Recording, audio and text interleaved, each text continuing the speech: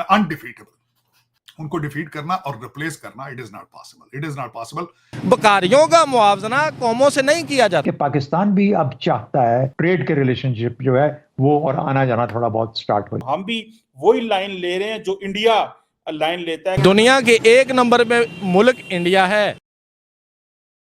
आज देखें तारड़ साहब, इंपॉर्टेंट बात है, आज के इस विजिट में कश्मीर की बात पाकिस्तान ने नहीं की। हम भी वही लाइन ले रहे हैं जो इंडिया लाइन लेता है। तो तारड़ साहब पाकिस्तान से वो बात ही नहीं करते। हम भी ग्लोबल साउथ का हिस्सा हैं, साढ़े बगैर ही अगर निकल जाएंगे। तारड़ साहब, चीमा साहब, जब आप रेड सी के अंदर भी जाके अपने ट्रेड को और अपने शिपिंग को प्रोटेक्ट कर रहे हो, you can call yourself a leader in global south.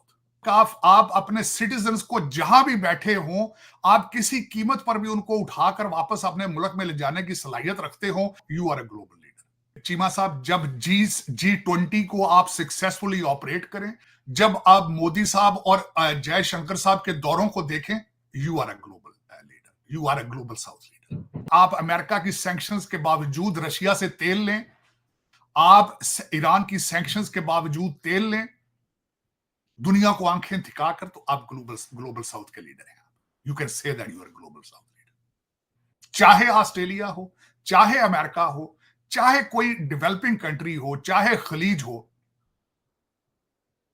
तो उन्होंने हमेशा जाके डायस्पोरा प्रमोट किया। अनडिफीटेबल। उनको डिफीट करना और रिप्लेस करना it is not possible, it is not possible. आप कह रहे हैं चीमा साहब, आप इंडिया से कंपैरिजन कर रहे हैं। आप इंडिया के साथ किस तरह मैं कहता हूं ये आपकी बदनामी। आपके लिए नहीं मौजू कि आप भारत से अपना कंपैरिजन करें।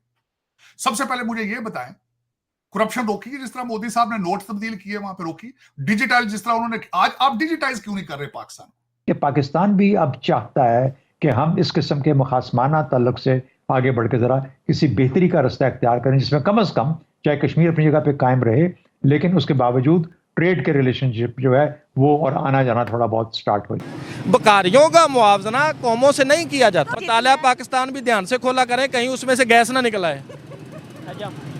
पाकिस्तान नमक पैदा करने वाला दूसरा बड़ा मुल्क है, लेकिन ये हम भूल जाते हैं कि नमक हराम पैदा करने वाला पहला बड़ा मुल्क है।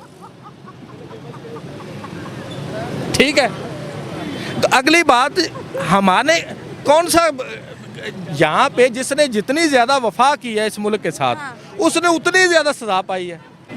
पाकिस्तान का बॉर्डर खुल जाए ना, आज़ादी दे दें, या कोई मुल्क हमें ईरान, अफगानिस्तान, इंडिया, कोई भी जो पाकिस्तान के साथ लगते हैं वो कहे कि मैं हम वीज़ा फ्री करते हैं, इधर आ जाओ, तो यहाँ पे देखना कौन लोग रुकते हैं। किस तरक्की की आप बात करती हैं? कोई नहीं रुकेगा यहाँ पे। हमने परवेज मुशर्रफ का आमराना दौर देखा है, उसके अंदर इतनी घुटन नहीं थी, इतनी नाउमीदी नहीं थी, इतना अंधेरा नहीं था, नौजवान का मुस्तकबिल इतना गुमनाम नहीं था जितना आज के दौर में है। 2 मुल्क आज़ाद हुए थे, उनमें से एक कौम बन गई, दूसरी गुलाम दर गुलाम दर गुलाम दर गुलाम बन गई। इतना निचला दर्जा गुलाम। तारीख पैदाइश 88 की है, ठीक हो गया। तब से लेके आज तक 3 रूलिंग पार्टियां रही हैं। सही हो गया। पीपल पार्टी, नवाज शरीफ, जमा आमरीयत। आज इंडिया कहाँ पहुँच गया? चांद पे। पाकिस्तान कहाँ पहुँच गया? कहाँ पहुँच गया? आप बताएं। दुनिया के जो कंगले मुल्क हैं उनके अंदर पाकिस्तान का नाम आना शुरू हो गया है। सोमालिया के साथ इनका मुआवजा किन के साथ है? वो कंगले ममालिक के साथ।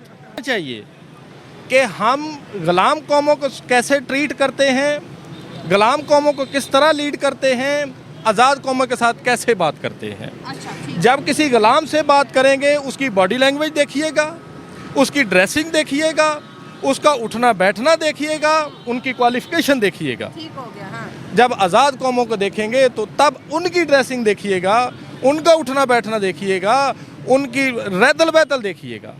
मिसाल के तौर पे अफ़गानिस्तान की बात करते हैं। अफ़गानिस्तान के अंदर कितना अरसा जंग लड़ी गई? 30 साल। 30 साल। कितने ममालिक को उन्होंने शिकस्त दी? तकरीबन 51 से 52 ममालिक को उन्होंने शिकस्त दी। क्या उन्होंने अपनी खेड़ी चेंज कर ली? नहीं। क्या वो सूटड वूटड हुए? नहीं। क्या उन्होंने अफगानी ज़बान बोलना बंद कर दी? नहीं। अब आ जाओ इंडिया की तरफ। 1947 के अंदर 2 मुल्क आज़ाद हुए थे, उनमें से एक कौम बन गई, दूसरी गुलाम दर गुलाम दर गुलाम दर गुलाम बन गई। इतना निचला दर्जा मेरी गुलामों का। तारीख पैदाइश हाँ, 88 की है। ठीक हो गया। तब से लेके आज तक 3 रूलिंग पार्टियां रही हैं, सही हो गया। पीपल पार्टी, नवाज शरीफ जमा आमरीत, ठीक हो गया। नवाज शरीफ नून लीग जमा पीपल पार्टी प्लस आमरीत, इन दो ने रूल किया है। ठीक हो गया। मार्शल लॉ आया, डेमोक्रेसी आई। मैं डेमोक्रेसी नहीं डेमोक्रेसी बोल रहा हूँ। 3.5 साल इमरान गवर्नमेंट को मिले, जी, ठीक है, उसने आके इनका कच्चा चट्टा खोल के रख दिया। पूरी दुनिया के सामने। अब बात करते हैं आपके टॉपिक की तरफ। जी, इंडिया के अंदर दुनिया की टॉप 3 यूनिवर्सिटीज़ वो अपने कैंपस खोलने जा रही हैं। नंबर 1 आ जाती है ऑक्सफोर्ड, उसका कैंपस इंडिया में खुल रहा है। दूसरी आ जाती है स्टैनफोर्ड, वाओ। उसका भी उधर कैंपस बन रहा है। तीसरी आती थी येल, हाँ, उसका भी उधर बन रहा है। क्या बात है। अब बात करते हैं तजारत की, हाँ, या पावर ऑफ डेलीगेशन। जो पावर ऑफ डेलीगेशन इधर आया सऊदीया का, जी, इन्वेस्टमेंट की घर से बना क्या रहे हैं होटल। होटल ले। अब ज़रा माजी में चलते हैं। हाँ, शेख सुल्तान बिन अल नहान, शेख जायद के नाम से वो हॉस्पिटल बना के गए थे। कब तक? जब तक उस हॉस्पिटल की मैनेजमेंट सुपरविजन उनके पास थी, अरबियों के पास, वो बेस्ट काम करता था। आज वहाँ पे चले जाएं, हॉस्पिटल के अंदर, हॉस्पिटल के बाहर आपको बकारी नज़र आएंगे, डॉक्टर कामी नज़र आएंगे। पाकिस्तान पिछले लंबे समय से इकोनॉमिक क्राइसिस का सामना कर रहा है और इस दौरान उसने अपने सारे दोस्त ममालिक से हेल्प भी मांगी, जैसे कि सऊदी, यूएई, चाइना। लेकिन इन सारे देशों से हेल्प मांगने के बावजूद पाकिस्तान के हालात नहीं सुधर रहे। उसके बहुत सारे रीज़न भी है, लेकिन एक सबसे बड़ा रीज़न ये है कि पाकिस्तान के जो एक्सपोर्ट्स हैं वो बहुत ही कम है और इंपोर्ट बहुत ज़्यादा, क्योंकि पाकिस्तान के अंदर कोई इंडस्ट्री नहीं है और ना ही कोई बिज़नेस है। और पाकिस्तान के अंदर ईज़ ऑफ डूइंग बिज़नेस का माहौल भी अच्छा नहीं है, क्योंकि वहाँ लॉ एंड ऑर्डर की सिचुएशन बहुत ही ख़राब रही है पिछले कुछ दशकों से, इसलिए वहाँ कोई बड़ी इंडस्ट्री भी नहीं पनप पाई। और अब पाकिस्तान के लोग ये कह रहे हैं कि हमें सिर्फ़ इस मुसीबत से एक देश निकाल सकता है, वो है भारत। और भारत के साथ बात करना, ट्रेड करना स्टार्ट कर देना चाहिए, क्योंकि पाकिस्तान ने कश्मीर का नाम लेना छोड़ दिया है। और पाकिस्तान का ऐसा मानना है कि कश्मीर आने वाले दिलों में पूरी तरह से ऑफ द टॉपिक हो जाएगा, क्योंकि पाकिस्तान को ये पता है कि पाकिस्तान कश्मीर की जंग हार चुका है और भारत ने पूरी दुनिया को कन्विंस कर लिया है कि जो कश्मीर मुद्दा है वो बायलैटरल है और किसी को उसमें दखल अंदाजी करने की कोई ज़रूरत नहीं है। इसीलिए ऐसा लग रहा है कि पाकिस्तान जल्दी अपने घुटनों पर आ जाएगा और इंडिया से रहम की भीख मांगेगा कि हमें बचा लो और हमारी फाइनेंशियल मदद कर दो। जिस तरह से हिंदुस्तान ने श्रीलंका को बचाया था, इसी तरह शायद भारत हमें भी बचा लेगा।